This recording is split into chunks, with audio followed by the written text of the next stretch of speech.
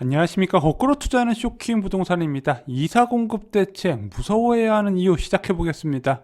자, 이사 공급 대책 이후에 가장 큰 의문이 드는 것은 두 가지입니다. 2025년까지 전국 83만호, 서울 32만호 공급한다는데 그 시기 가능할까? 당장 이주 시작해도 2025년까지 힘들 텐데 왜 이런 계획이 나왔을까? 그것 때문에 많은 사람들이 회의감을 드는 부분이고요. 또 하나, 공공개발 사업의 동의율이 그만큼 나올까? 참여율 부분에서도 많은 의무감이 드는 게 사실입니다. 결론적으로 서울에 32만호 아파트 공급할 수 있을까? 그것도 빠르게 오늘 이 두 가지를 한번 체크를 해보겠습니다.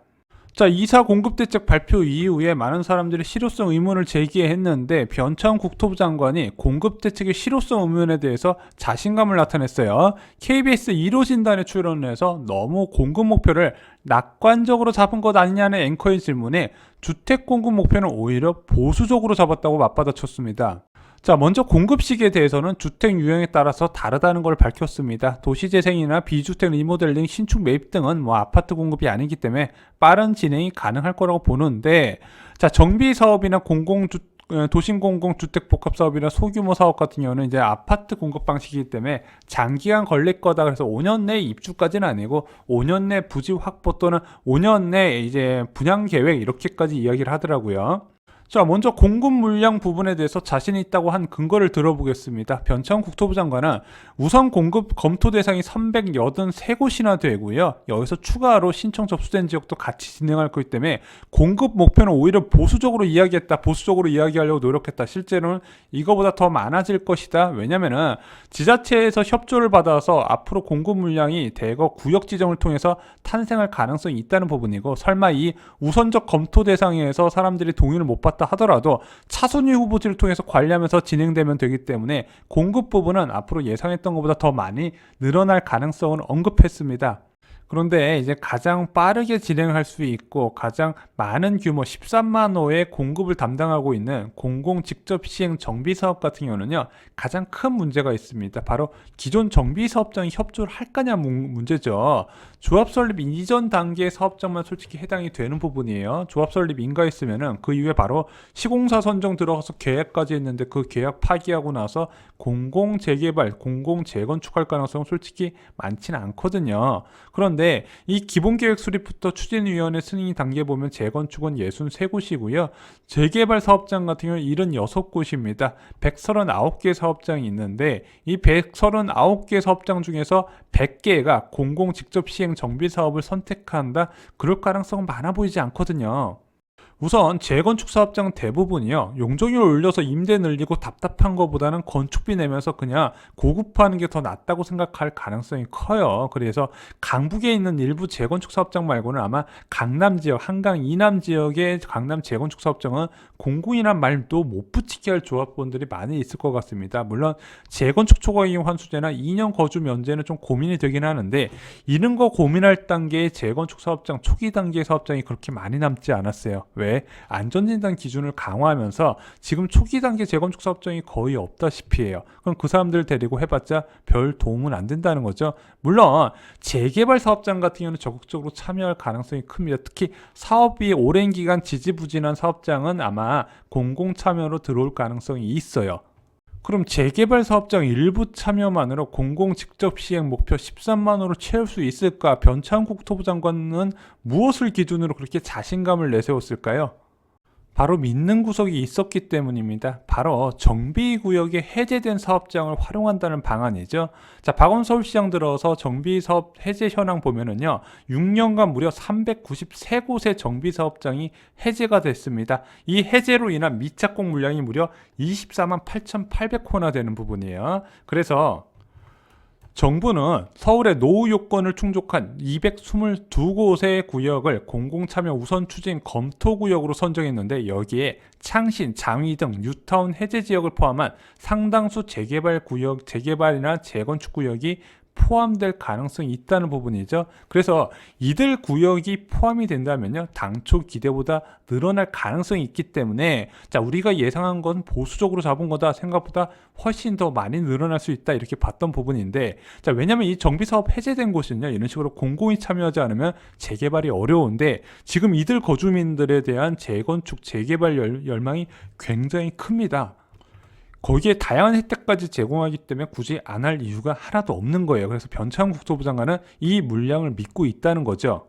자, 그런데 이상한 게 있어요. 야, 작년 8.4 공급 대책에서 공공정비사업 제도가 발표됐던 거 너 기억나지? 그래서 올 1월에 공공재개발 후보지까지 선정을 했잖아. 그런데 공공직접시행 정비사업은 뭐고, 이 공공재개발은 무엇이냐? 일단 작년 8.4 공급 대책에서 정비사업에 해제된 지역을 재개발 사업을 허용하면서 2만 호 공급 계획이 발표됩니다. 그래서 이 공공재개발을 통해서만 이 정비구역 해제 지역은 재개발을 추진할 수 있게 됐어요. 근데 2만 호면 솔직히 많지는 않잖아요. 그래서 변창흠 국토부 장관은 이것을 2만 호가 아니라 10만 호 이상 규모로 늘려 나가겠다고 이번에 계획을 밝힌 거고요. 시공사가 이제 시행사가 단순하게 조합 역할만 하는 게 아니라 모든 책임을 가져가는 공공 직접 시행 정비 사업으로 이끌고 나가려고 한다는 부분이죠. 그래서 앞으로 이 공공 재개발 사업은요, 공공 직접 시행 정비 사업으로 통합될 가능성이 커지고 있습니다.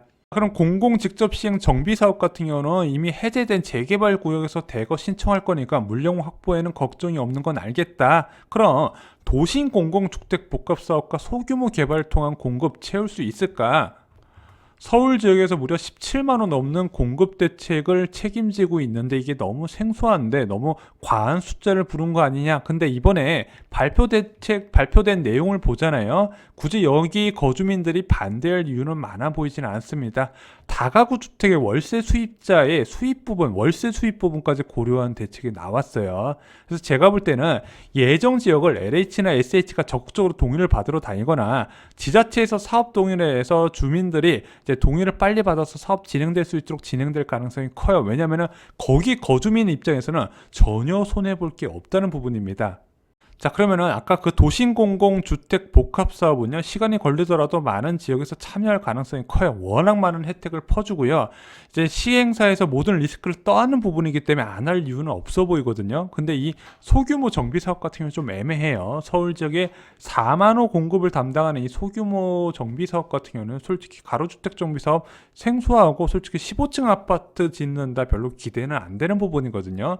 그것을 어떤 식으로 진행하는지 지난번 영상에서 말씀을 드렸습니다.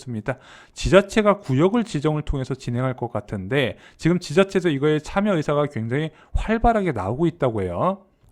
게다가 규제도 대거 완화하고요. 그리고 이제 동의에 3분의 2 동의만 받으면 아까 말씀드렸던 공공 직접 시행 정비 사업이나 도심 공공주택 복합 사업처럼 시행사가 모든 리스크를 떠안고 사업을 빠르게 이끌어갈 수 있는 방향으로 바뀌기 때문에 제가 볼 땐 이것도 공급 대책이 4만 호까지 모르겠지만 제법 활발하게 진행될 가능성이 있다고 보고 있습니다.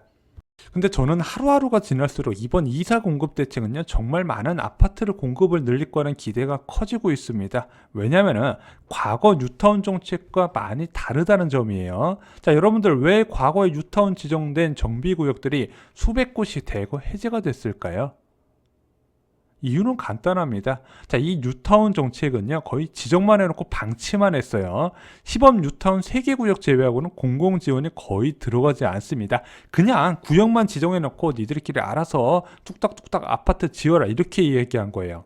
게다가 뉴타운의 사업성이 그렇게 좋기 힘들었던 부분입니다. 왜냐하면 뉴타운의 평균 용적률이요, 220% 정도밖에 안 됐어요. 최고 층수 24층이에요. 그러다 보니까 일반 분양 물량이 줄어들다 보니까 사업성이 줄어드는 문제점이 생긴 겁니다. 그래서 낮은 사업성에 부동산 경기 호황이 아니면 추진이 힘들었던 거예요. 그런데 이 뉴타운 지정하고 나서 부동산 경기 침체기가 오래 갔었잖아요. 그나마 사업 추진 빨랐던 곳은 뒤늦게 부동산 경기 호황이 되니까 그나마 추진할 수 있었는데 수백 곳이 이미 도태가 된 이유는 결국에는 사업성도 낮은 상황에서 공공에서 그냥 지정만 해놓고 방치했던 원인이 가장 큰 거죠. 또 뉴타운 사업은요 3차까지 지정하고 나서 4차 하지도 못했어요. 왜 그런지 아시죠? 구역 지정에 따른 토지 가격이 너무 급등했기 때문에 어려웠었는데 이번 대책에서는 투기 수요 차단을 위한 우선 공급권 부여 원칙이 너무 강력하게 나왔어요. 대책 발표일 이후에 신규 매입한 사람에 대해서는 우선 공급권을 미부여하다 보니까 투자자들이 아예 접근조차가 안 되는 거예요.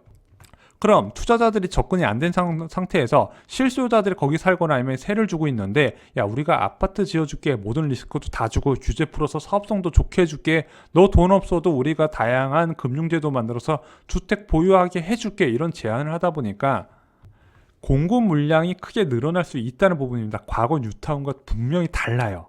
그래서 이번 공급 대책은요, 과거 뉴타운 정책과 근본적으로 달라요. 민간 정비 사업에 의존하는 기존의 공급 방식에서 획기적인 변화를 준 겁니다. 그래서 변창훈 국토부 장관의 자신감이 여기서 나타나는 거예요. 과거의 실패 사례를 보고, 야 이거 우리가 다 들어가서 다 알아서 해주면 사업 속도도 빨라질 것이고 아파트도 크게 늘어나겠네. 그렇기 때문에 공급은 크게 늘어나기 때문에 앞으로 아파트의 희소성을 믿고 주택을 무리하게 사는 나쁜 짓은 안 했으면 좋겠다, 이렇게 시장이 신호를 주는 겁니다.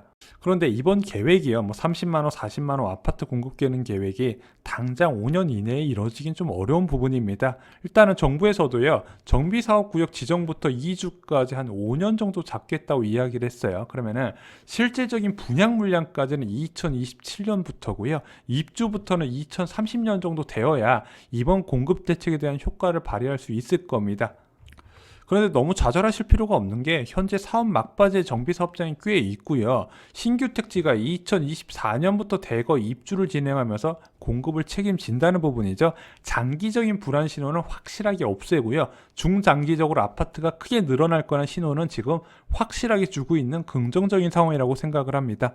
자, 과연 서울에 30만원 공급이 가능할까? 제가 볼 때는 그 이상도 가능하다, 지금 계획상으로 그렇게 보여지고 있습니다. 물론 이게 정권의 변경과 서울시장의 당선 여부, 그거에 따라서 많은 변화가 있겠지만요, 일단은 이와 관련된 법령이 개정이 되고 추진이 된다면은요, 중장기적으로 서울의 공급 불안보다는 오히려 공급 과잉 신호를 줄 수 있는 충분한 대책이다, 이렇게 좋게 말씀을 드리고 싶습니다. 이상으로 쇼킹부동산 마칩니다. 좋아요, 구독, 공유 꼭 부탁드립니다. 감사합니다.